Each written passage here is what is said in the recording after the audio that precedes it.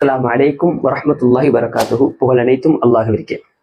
அல்லாஹு தாலா நபிமார்களுக்கும் நபிமார்களுடைய வாரிசுதாரர்களுக்கும் சதகாவினுடைய பொருட்களை உண்பதை ஹராமாக்கியிருக்கிறான், அதை தடுத்திருக்கிறான்.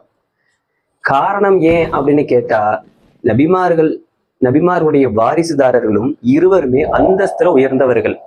அப்போ பெருமானார் ஒரு இடத்துல இவ்வாறு சொல்லி காண்பித்தார்கள், அல் யதுல் உல்யா கைரும் மினல் யதி சுஃப்லா, கேட்கும் கரத்தை விட கொடுக்கும் கரம் மிக சிறந்தது என்பதாக பெருமானார் இவ்வாறு ஒரு ஹதீஸில கூறியிருக்கிறாங்க. அப்போ நபிமார்களுடைய வாரிசுதாரர்களும் நபிமார்களும் உயர்ந்தவர்கள் என்பதற்காகவே அந்த சதகாவினுடைய பொருட்களை வாங்குவது தடை செய்திருக்கிறான்.